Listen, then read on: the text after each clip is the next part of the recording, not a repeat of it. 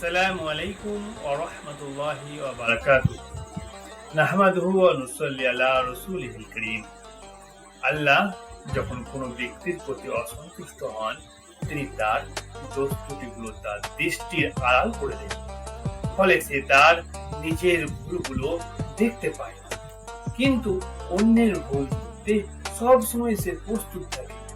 সে নিজের ত্রুটিগুলি, নিজের ভুলগুলি বুঝতে পারে না, অথচ অন্যের বেলায় অন্যের সামান্য ভুল হলেও তার চোখে সেটা বড় হয়ে ওঠে। অন্যদিকে আল্লাহ যখন কোনো বান্দার প্রতি অনুগ্রহ করেন, কোনো বান্দার প্রতি করুণা করেন, রহমতের দৃষ্টিতে তাকান, তখন তিনি তাকে তার ভুলগুলোকে, তার ত্রুটিগুলোকে চিনিয়ে দেন, যাতে সে নিজেকে সংশোধন করতে পারে।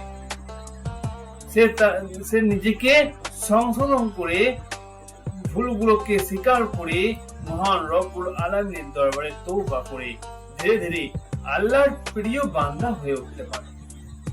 ইমাম গাজ্জালী রাহমাতুল্লাহ আলাইহি তিনি তার কিতাবের মধ্যে লিখেছেন, যার তর্জমা হচ্ছে এরকম: জেনে রাখো, যখন আল্লাহ কোন বান্দার জন্য কল্যাণ চান, যখন মহান রব্বুল আলামিন কোন বান্দার জন্য কল্যাণ চান, তখন তাকে তিনি তার নিজের ভুল ত্রুটিগুলিকে স্পষ্ট করে দেখিয়ে দেন।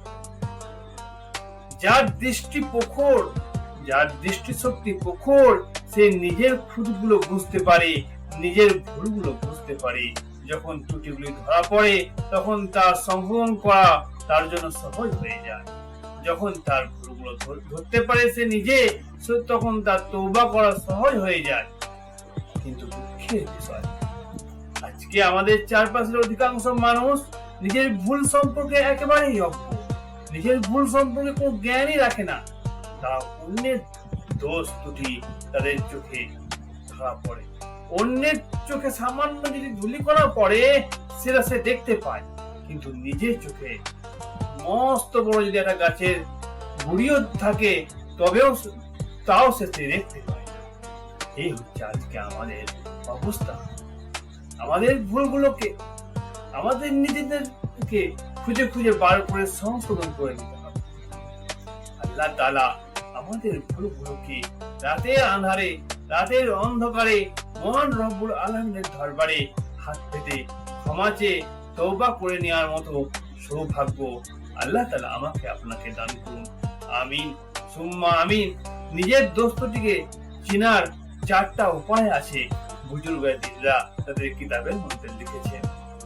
সেই 4টা উপায় একের পর এক ভিডিও নিয়ে আসবো আপনাদের সামনে ইনশাআল্লাহ।